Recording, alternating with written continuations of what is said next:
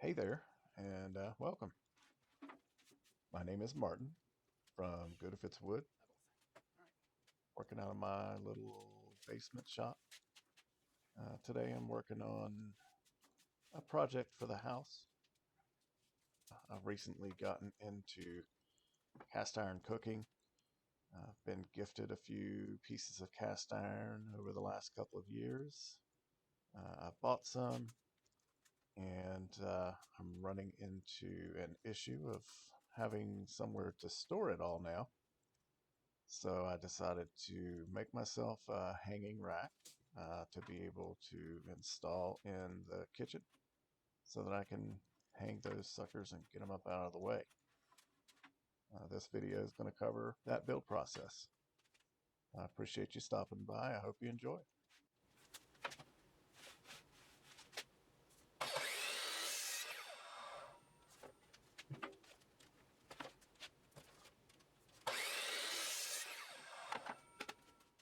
This next few minutes is just me breaking down materials. You'll see me measuring some pieces. I did post a TikTok video recently of me drawing up the plans for this rack. But a lot of times I'll draw up plans and I'll just use those as a rough guide. I don't a lot of times come up with exact measurements. I'm just trying to get a picture to kind of use as a guide to go by. And then I usually figure things out as far as exact measurements as I go along. So that's what you'll see me doing here, just cutting some of these pieces, breaking them down. If you watch closely, if you pay real good attention, I actually made a little bit of a goof at some point during the build process. Maybe you can pick up on that. It's a pretty subtle mistake, so yeah, just keep an eye out for that.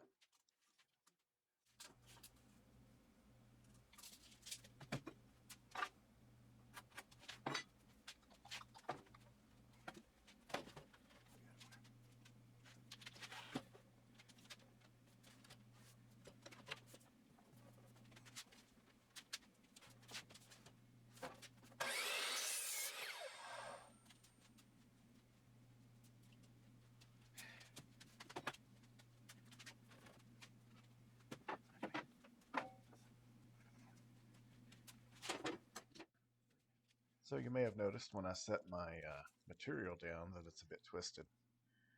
I'm not super worried about it. I'm using some construction grade wood from the local home center.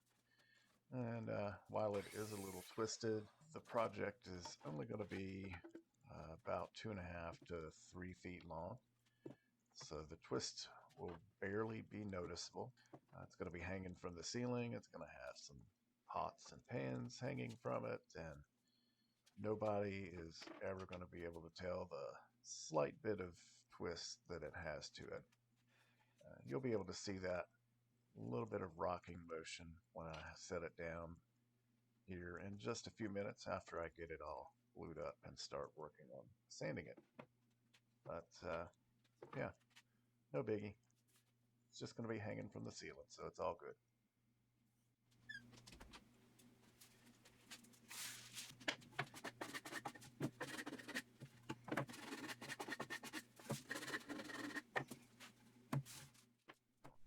All right, this next section of video is just going to be me gluing together the main body of the hanger. So I'm going to shut up for a little bit and enjoy.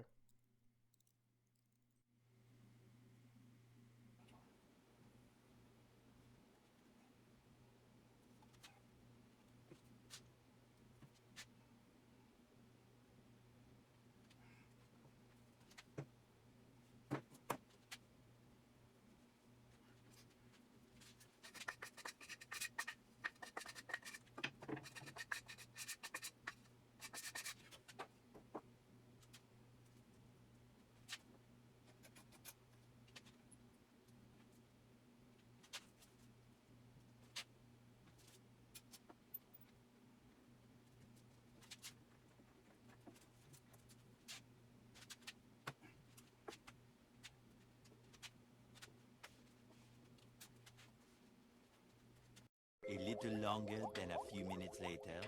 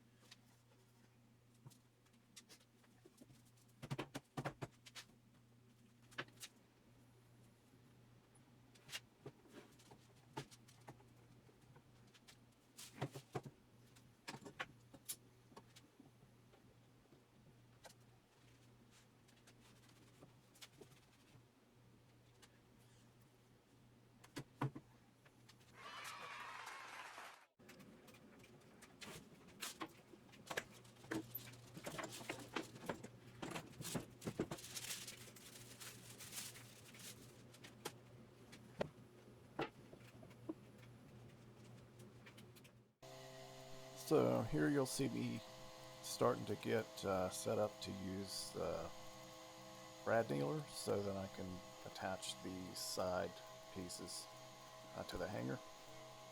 This is a old cheapo Harbor Freight nailing gun that I got because my good one finally died after, I don't know, 10 years or so. This one unfortunately does not have a depth setting, so I have to play around with the adjustments on the compressor itself to adjust the air pressure setting and use that to kind of control how deep or how shallow the nail gets set when I use the gun. So you'll see a little bit later, I'll end up having to come in with a nail set because I didn't quite get the setting right. Some of those nail heads were protruding a little bit and needed to be hammered in a little bit deeper.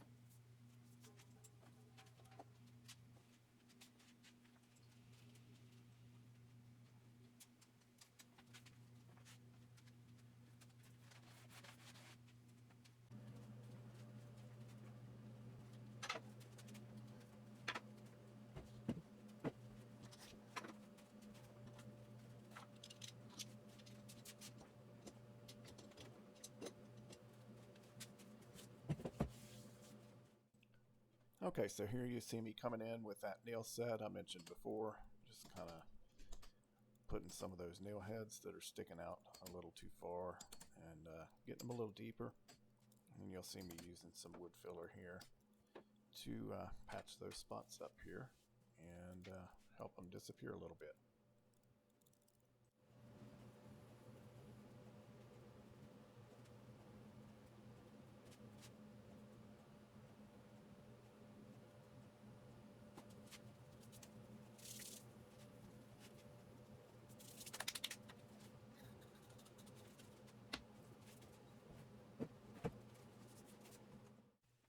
And here you see me getting ready to do every woodworker's most favorite part of any project, the sanding. I'm going to go ahead and edit out the majority of this because it's messy and boring. So, see you in a few.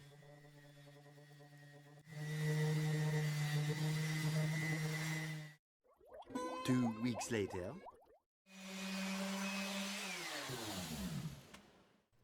Alright, so here you see me getting set up to do the wire brushing technique that I use to give the wood a weathered texture. This is again a very messy and boring process, so you're going to see me kind of start it up here just a little bit, and then I'm going to cut the majority of it out. Several months later.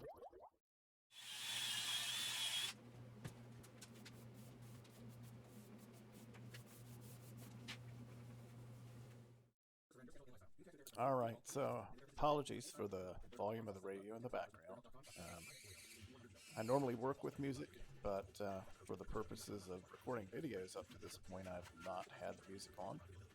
So decided to go ahead and try it, and I realized after recording the video, when I started getting into editing, that my volume was definitely too high. So I'll adjust that and kind of figure things out as time goes on.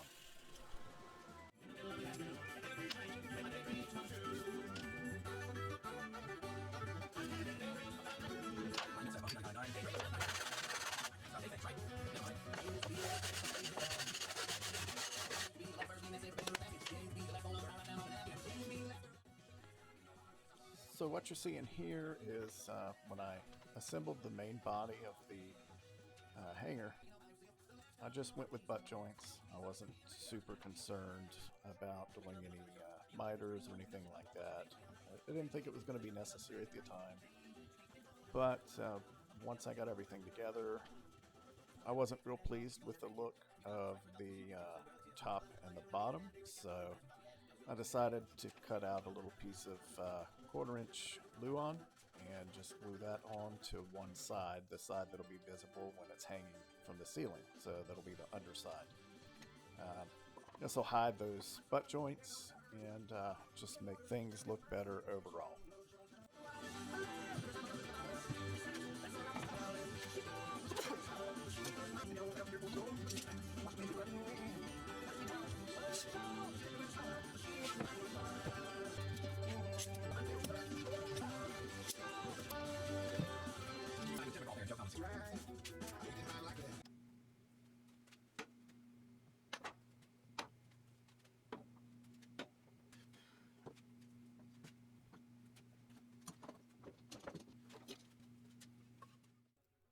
Here we're just using a flush trim bit to flush up the edges of that piece of luan that I added. And then here in a second you'll see me just adding a little chamfer around the top edge there as well, just to soften the edge and make it look a little better. Okay, here's a short clip of a little bit more of my favorite task, which is of course sanding. You'll notice I'm missing my dust collector and I couldn't find it at the time of this video, so boy, that thing sure is kicking out a lot of dust. Alright, so here you'll see me getting things set up in the vise. I'm preparing to do a little bit of a distressing technique. My goal is to have this kind of look like a hand-hewn beam.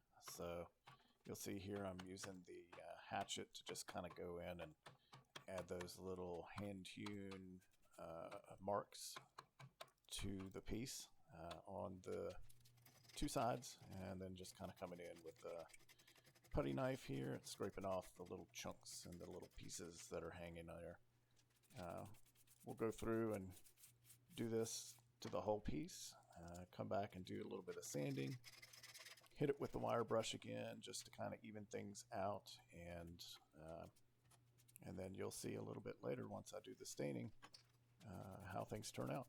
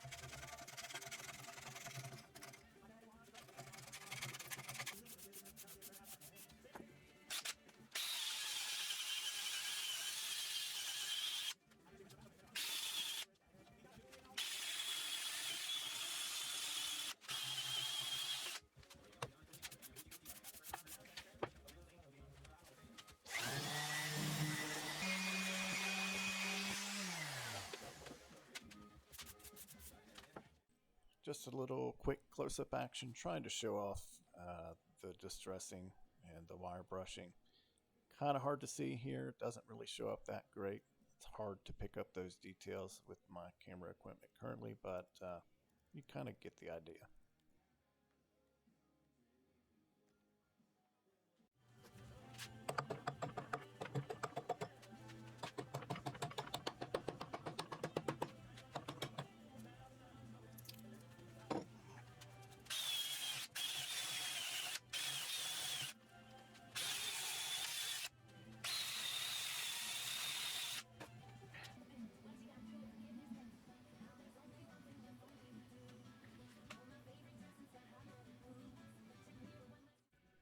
Alright, so here I'm just doing the same distressing techniques to the piece that's going to attach directly to the ceiling. Then I'll have some hooks that'll go from this piece and some chains to hang between this piece and the actual hanger. So just doing the distressing on this piece so it'll kind of match up with everything else.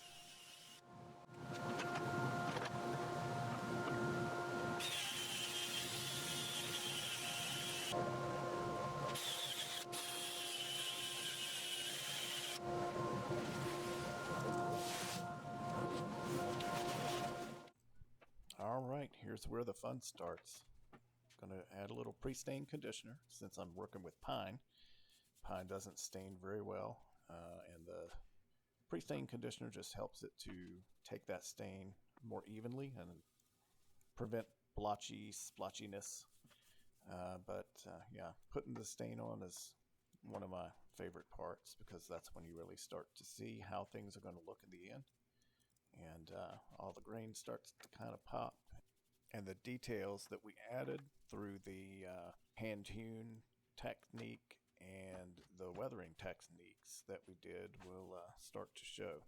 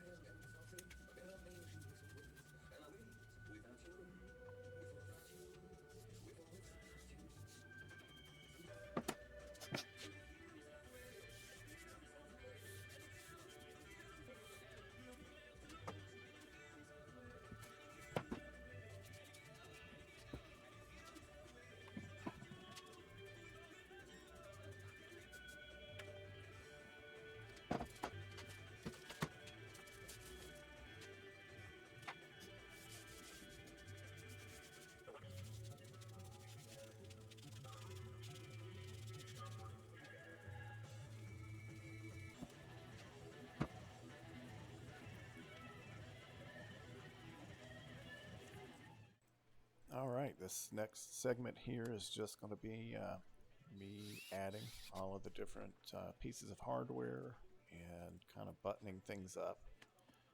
I did not record any video of me putting on the finish. I used spray lacquer, and it can be a pretty messy process.